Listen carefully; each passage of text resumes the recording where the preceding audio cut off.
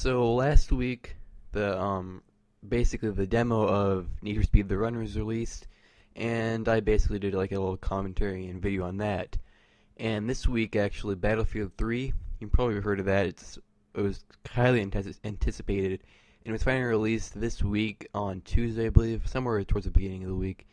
And I actually managed to get the game on my computer, and it runs fairly well on this Radeon HD 6450. At least it runs. That's something. But as you can see here, this is actually the lowest. There's like preset graphic settings, and I chose the low setting since I didn't really want to have very, very, very low frame rates that you'd probably get if you did the medium or higher or ultra settings, which I will probably try later when I upgrade my graphics card though. But this is just the lowest settings, which still looks amazing, and I think it still looks better than the console version. And this is a 1600 by 900 resolution on my computer, and it looks actually pretty good. Although it's still, since it looks good, it lags quite a bit. The frame rates ranged from maybe 8 at the lowest when there's like a lot of movement and stuff. Like there's a scene a little bit, I believe, where I'm going upstairs. That really kind of makes the computer lag a little bit when it comes to the graphics on this game. But with gameplay that you're just kind of like sniping or something like that, for the most part it just sort of goes around to 15 to 20 frames per second, although usually more around the 15 frames per second point.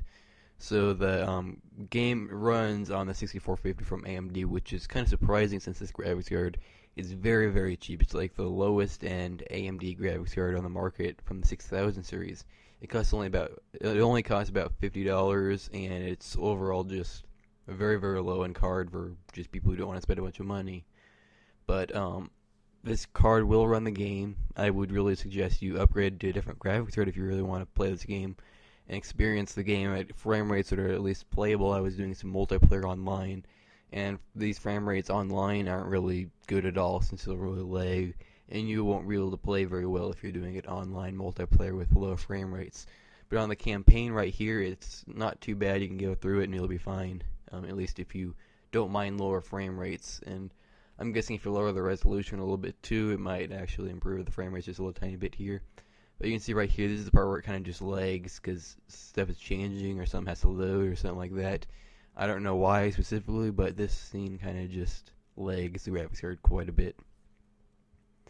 And the graphics card I plan to actually get is the AMD Radeon HD 6870. I actually have it ordered right now. It's going to ship over this coming week.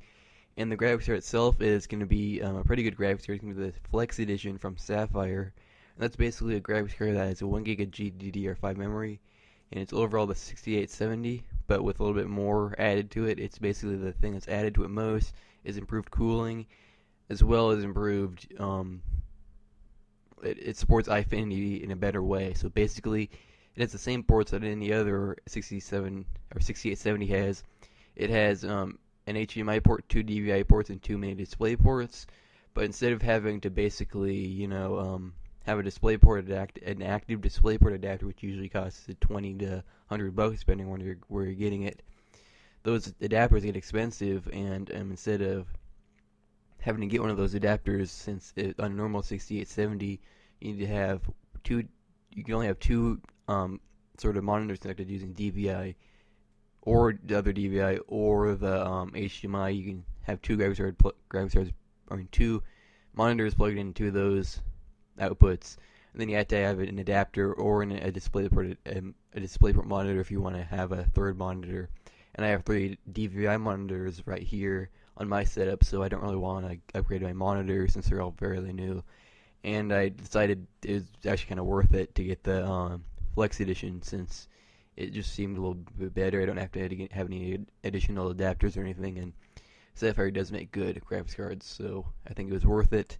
It's going to ship over the weekend, but sadly there's holidays in the weekend, and so like Sunday and Halloween, so UPS won't be shipping, and it took a little bit while extra. It took them 2 days actually to get it out of their like facilities or whatever, so it got onto UPS, and I'll get it on Tuesday, and that means by the time next weekend arrives, the first weekend of November, we should have some gameplay of this game in more detail, in like high resolutions and stuff on the 6870.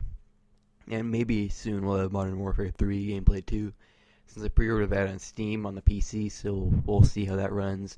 And chances are that game's going to run pretty well on this graphics card, since for the most part, games like Call of Duty, they're made more for the PS3 and other consoles, so for the most part, their graphics aren't too amazing, and they can't really take advantage of extreme graphics cards like the 6990 unless you're doing some iFinity setup.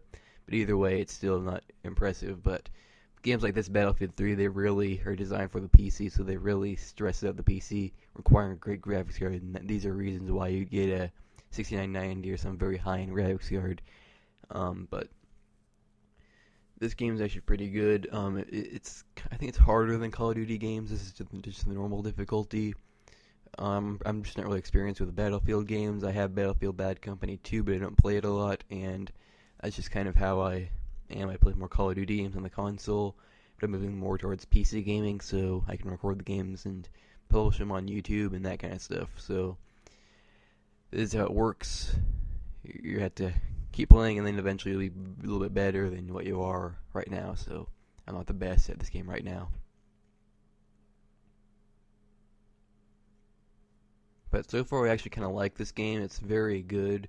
I think the experience would be a lot better if it was on a better graphics card, since I haven't really been able to do a lot of multiplayer. That's actually going to be one of the bigger strengths of this game. And I have seen some gameplay videos of some people who have better graphics cards, and the gameplay definitely the graphics look a ton better. But this is actually better than the a standard console would look. So I guess you're getting good graphics no matter what you do on the PC on this game, as long as the game will run. But right here, this is kind of a weird thing I experienced. You can see this guy clearly is going to snipe through one of these windows. You can see that little flash. The guy's there, but you can't even see the guy sniping and blowing up holes in that window. But he can't die. You have to actually get out into like a rocket launcher or something in a little bit, and then that will blow up the building, which is a way to kill him. But that was a little bit odd. I would have personally liked to be able to snipe him through the window, since I did find the window very quickly. And I could see that there's, shooting from the window, but I couldn't see any guy, and I couldn't shoot through the window.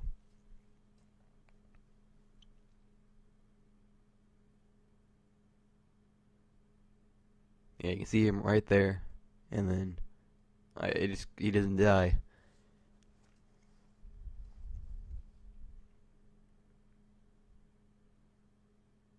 But you can see here, you get out this rocket launcher, and you get up, aim, and shoot, and then that blows up the tower there, and then you can see the tower just fall, which is very cool looking actually. I think it would look a lot better if you had a better graphics card, but you know how this 6450, it's very cheap. It's kind of a low-end budget graphics card, and it does play the game, which is very surprising. I didn't actually expect it to play this game very well.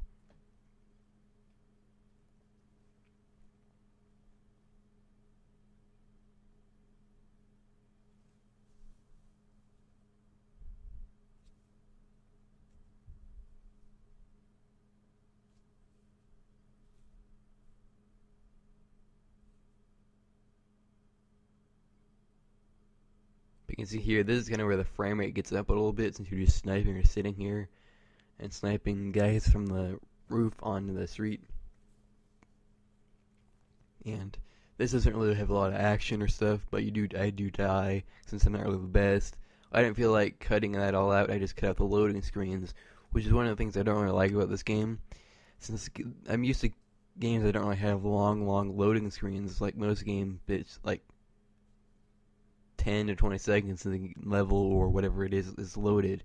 But on this game, it's a good 30 or more seconds to actually load the next level, or if you die, you have to reload the mission, which I don't like at all. It just takes a long time. I'm used to games that don't really take that long to load. But you can see I die.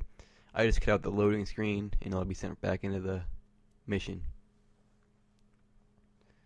which is the way I kind of want it, but I guess you can't really do that. I guess if you had an SSD or something, or more RAM, I only have 4 gigs of RAM, this could maybe be a little bit better if maybe you have a better graphics card, but I know it's not the CPU or anything, since they have an overclocked 2500K, which is very, very fast. I also have an SSD for my Windows drive, but my game drive is a 500 gigabyte desktop Western Digital drive, since you can't really get a 500 gigabyte SSD without paying a ton of money. But the SSD would probably really make things load up a lot quicker, since one of the things they were like about the SSD on the Windows partition is the Windows operating system boots up in like 10 seconds, and then you can load up all the applications and they all just pop up instantly, which is very great. But I should have more gameplay videos of this game, including multiplayer, as I get a better graphics card, which is on its way now. But as I get a better graphics card, and as I record my gameplay, I should publish more videos on this channel, the Liam Quaid channel on YouTube. And then Isaiah Thorne on YouTube, he's Isaiah Thorne, he'll probably upload some more stuff too on other games and that kind of stuff. And then of course on the Cousin Zeal or Zeal Studios YouTube channel, we'll all just kind of do tech updates and that kind of stuff. And our main blog is zealstudios.net. That's where the technology news is. But if you want gaming news and gaming updates and gameplay and stuff like that, check out zealstudios.net/gaming. That's our gaming site's going to launch early November, probably within the first week. Maybe November 1st, maybe November 2nd. We don't know specifically, but early November. And we'll also we'll be posting a lot on there too. So just check out those blogs and check out our YouTube channels. We'll have a ton of content to come. So just stay tuned, and you can always comment below and request what you want, what gameplay videos you want to see, what sort of content you want to see, what you like basically. So anything you like or anything you want to see, we'll try to do it. And that's kind of about it. You can continue to watch the rest of this video. There's a few more minutes left, and it's a pretty good game. That's about it.